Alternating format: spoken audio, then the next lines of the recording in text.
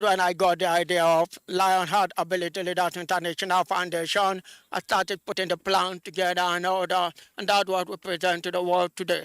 Actually, in a nutshell, the goal of Lionheart Ability Leaders International Foundation is enlightening, educating, and empowering people for change and transformation.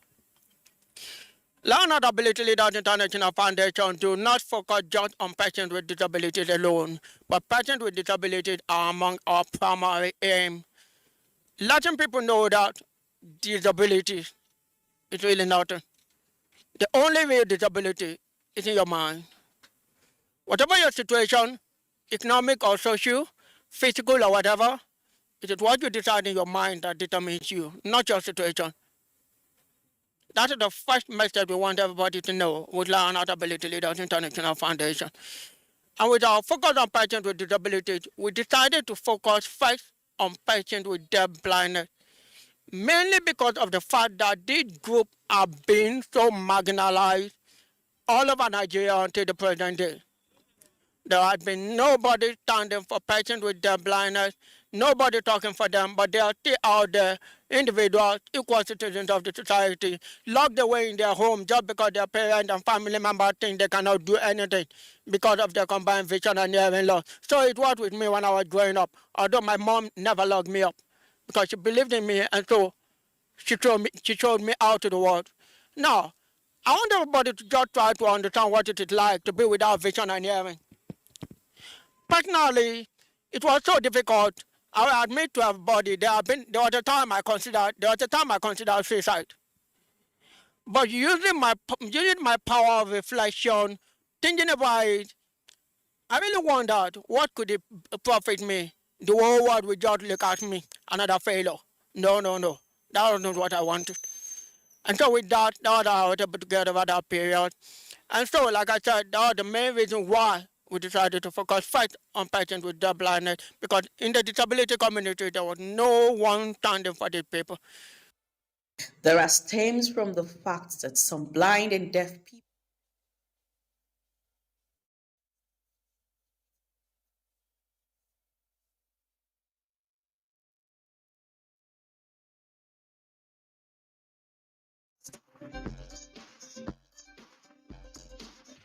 Please stay tuned.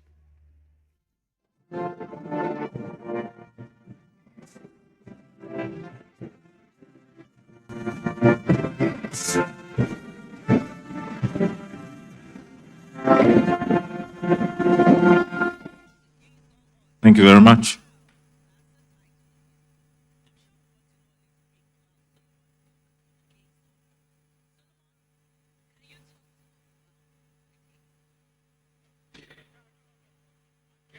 Your Excellency, the Chief of Staff to the President of the Federal Republic of Nigeria, Professor Ibrahim Gambari, the Secretary to the Government of the Federation, Mr. Boss Mustafa, members of the Federal Executive Council,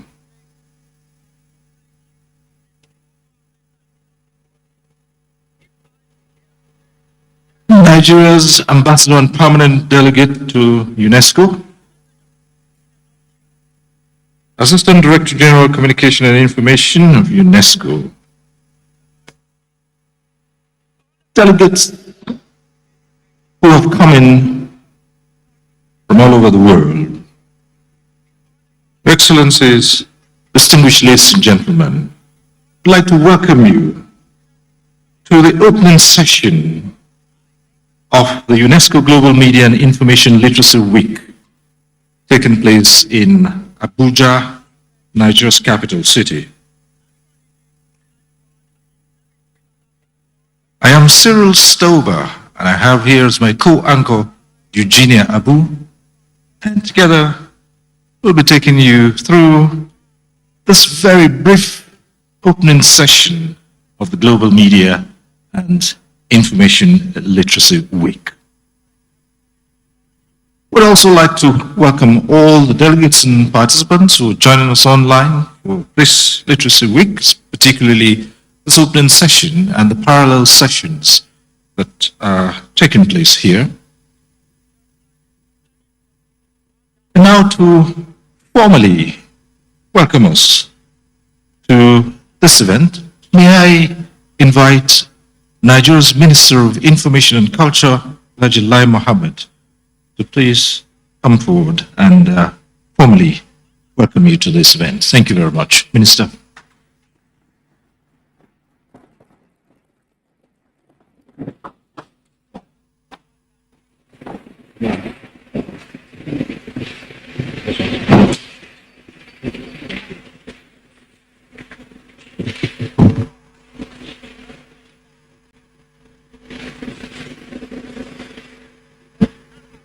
President, ably represented here today by the Chief of Staff, Excellency, Professor Ibrahim Gambari, Secretary Governor and the boss of all bosses, Boss Mustafa, members of the Federal Council here present, in particular the Honorable Ministers of Communication, Digital Economy, the Minister of State, the Minister of Youth and Sports Development, the Minister of State Education, the Assistant Director General of UNESCO, Communication and Information, Your Excellency, my sister, Adia Adusani, the Nigerian representative of the UNESCO, ambassadors here present, especially my fellow citizen, the Spanish ambassador. I'm an honorary Spaniard, by the way. The Permanent Secretary, Minister of Information, the DGs of all parastatals here present, commissioners of information from Zamfara State, and I think a couple of other states here present, dignitaries from all over the world who have accompanied the Director General of UNESCO here. Recording in progress. And our colleagues in other parts of the world, because as you know, annually and globally, we celebrate the Media and Information Literacy Week. And as we speak today, this is a hybrid of both on-site and offline. So we have many, and online, we have actually many countries who are actually receiving this communication as we are doing physically here. Gentlemen of the press, I want to sincerely welcome all of our participants to Abuja, our beautiful nation's capital. As I did earlier today, I want to once again welcome my friend, Dr. Taufik Jalasi, and his entire team from UNESCO. I also welcome all our participants from within and outside Nigeria. I have no doubt that you will have a great event. This is the 11th session of the Global Media and Information Literacy Week, Future Conference and Youth Forum. The theme of the event is Nurturing Trust, a Media and Information Literacy Imperative.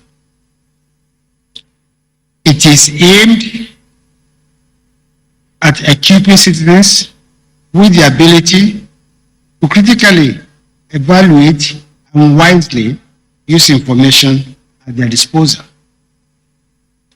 This is very important. This is very important in a digital era of information overload, because it allows us all to differentiate what is true and what is false. I want to urge all of us to take advantage of this rare opportunity to equip ourselves so we can better tackle the deluge of disinformation, misinformation, fake news, and hate speech that we are beset with on a daily basis. Once again, I welcome you all, and I wish us all a successful week. And thank you for your attention.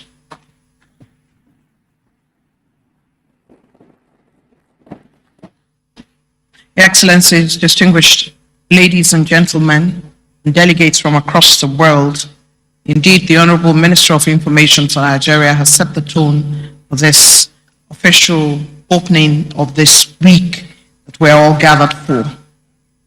Without further ado, we'd like to invite a man who earlier today had talked about how UNESCO's intention is not to get the digital pipeline to be harmful.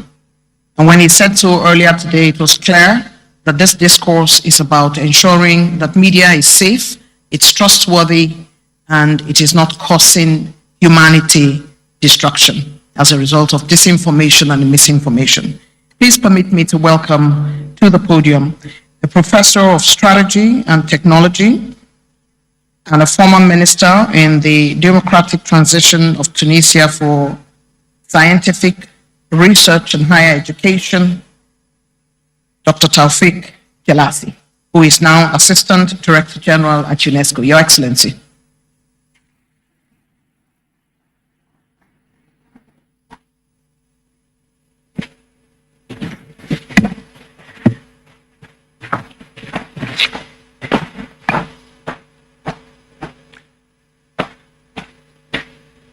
Excellencies, honorable ministers and council members, distinguished ambassadors, guests, colleagues, friends, ladies and gentlemen. I'm very pleased to be with you this afternoon in Abuja to kickstart this 2022 edition of our Global Media and Information Literacy Week. First of all, I would like to thank President Muhammadu Buhari and the government of the Federal Republic of Nigeria for having kindly invited all of us to come here to celebrate, but also to discuss and share experiences and insights on a very timely topic. I would like to make 3 quick points. First of all, why such a week? What do we mean by media and information literacy? And how to address related issues?